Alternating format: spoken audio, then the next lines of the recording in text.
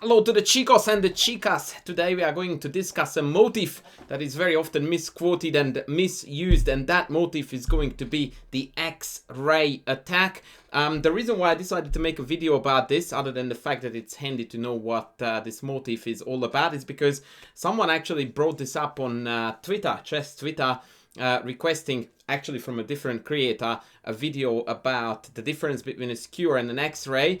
And I thought that I might as well answer this, especially because there will be a personal connection to the topic at the very end of this video, so bear with me and we will get to that too. But let's explain first up what an X-ray motif is.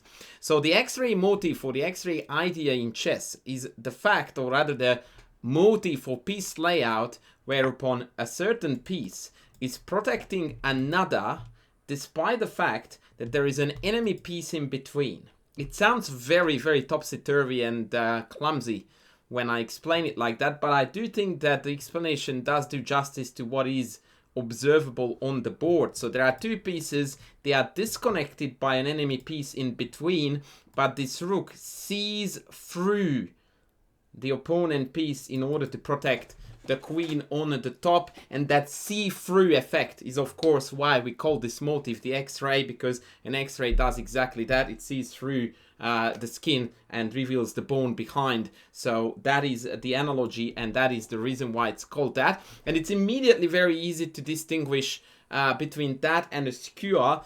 Imagine that white had here a bishop, and it doesn't matter if the queen is on the board or not. So we are attacking two pieces at the same time, skewering them. If one moves, we take the other. That is a very different kettle of fish altogether. Now, in order to give some context to the video, I'm going to show you a few marvelous examples of skewers. And on that note, I would like to tell you that when I was preparing for this video, I didn't really have any examples on the top of my head, which is quite unusual, by the way.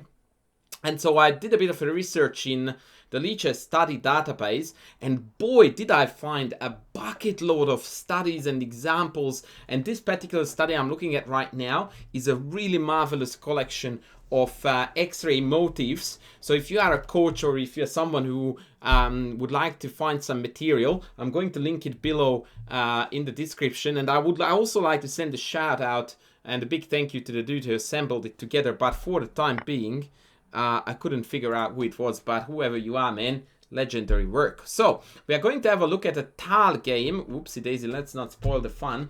Tal against W.R. Chandler, who is definitely not the New Zealand Kiwi Murray Chandler, one former top 20 in the world GM. Tal sacked the piece because he is Tal on F7 for funsies, followed by a vicious attack. Plays e7, knight e6, takes c5. Now the d5 is under attack, but queen takes c5 is a check, so for the time being black is safe. And here black should have tried to bail out with knight e7 when there is nothing better than take, king h8. And although this looks to me like white is definitely in the driving seat, probably with rook e1, but it's still not completely over. But instead black rather greedily decided to hang on to the piece. And now comes the carnage. Rook d8, a beautiful idea. Note that the knight is pinned, so rook takes e8 is a threat. And the reason why I really like this game, because it features both the attacking and the defending concept of X-ray. Because here black plays bishop d7, and although the bishop does defend e8, we must notice that so does the rook. So now this rook on a8 is guarding the e8 rook, despite the fact that there is a piece in between them. However, white is going to have the last laugh in this scenario by playing the super sexy queen e5. Goodness gracious, that's a feel my power. Feel the power. You feel my power, baby? That is definitely feel my power, Mr. Tony G. The idea, of course, is that if the queen gets captured, now we are doing a reverse Xray attack, rook f8 check. Once again, note that the knight is pinned, so the only possible capture is rook f8, but the rook is covering f8 as well as the pawn. So now we use the effect of the rook covering f8, taking with the pawn, promoting to queen. Note that the knight is still pinned, and therefore that's a checkmate. Now this may be a little bit of a confusing story, because additionally to This Xray attack, there is an Xray defense this way, but that only reaches as far as e8. It doesn't go beyond. So when we take on f8, obviously this rook does not count as a defender. So that was a very, very nice one. And this is also a super famous game. Jonathan Tisdall, another awesome dude from Chess Twitter, by the way, against Judith Polgar. And Judith here beautifully outsmarting the GM by playing Canadian GM, if I'm not mistaken. Check, Queen D7, bringing up the rook. And you can already see that there is something getting prepared for prepared here. Take, pulls the rook back, cutting off the third rank. And after Queen E2, which is the blunder, comes the marvelous Queen A4, Queen sack. And again, note that the Queen is protected by the H4 rook, despite the in-between piece. And of course, the idea is that after take, the king now has to go back to the back rank. And there comes the Matutski, a beautiful, absolutely marvelous presentation of the idea of the Xray motif. And one more here. I already revealed the mate motif, but I will show it to you again. Knight c4, which doesn't apparently attack b2.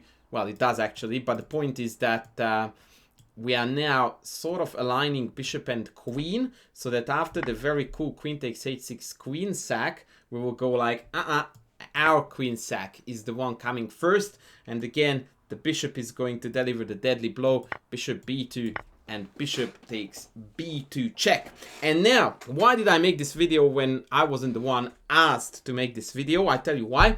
2 days ago, I played a blitz game, and the following situation occurred. We are playing a Sveshnikov. I'm white, and this is a Sveshnikov that has gone really, really bad for black already. The pawn on a6 is chronically weak. The light squared bishop is gone. My control over the d5 square is entirely uncontested. The only thing that doesn't look perfect for white is this knight. But other than that, the position is sensational. And as per traditional in such situations, I'm piling up on the a6 pawn. And in fact, black is desperately lacking here the necessary sources to keep it on the board. And so he plays knight e7, I take, and I take a6. And I thought that after capture, I was going to take twice, obviously. And if they play something else, like they did, for example, e4, my initial plan was to take again. Note that every time I take, the queen is hanging here. Queen captures, I take the pawn on e4. And if they give me a check, I pull the queen back, not only defending the back rank mate, but also guarding my pawn. And I was about to execute this move when a curious idea occurred to me. And I went like, oh boy!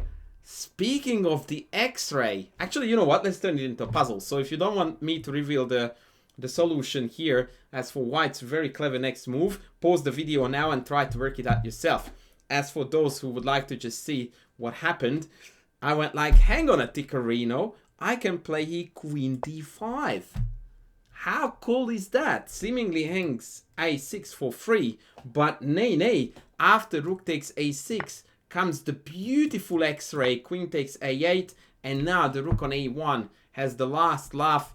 Rook takes, and back rank Matutski crowns the game. And in fact, queen d5 was such a stunner that my opponent decided to call it a day and resign here. Rightly so, by the way. Black is utterly dead lost here. But I thought that, that was a sign. That was a sign from above that this Xray video had to be done by me. So here it is, ladies and gents. This is the Xray motif in chess. I hope you enjoyed this video. Please don't forget to sub, to like, to comment, to engage in whatever way you can. Thank you for those lovely people who are sending me super likes. I really appreciate you guys as well, or in fact, on top of everything else. Yeah, stay tuned. I will be back with the next soon. Thanks for watching.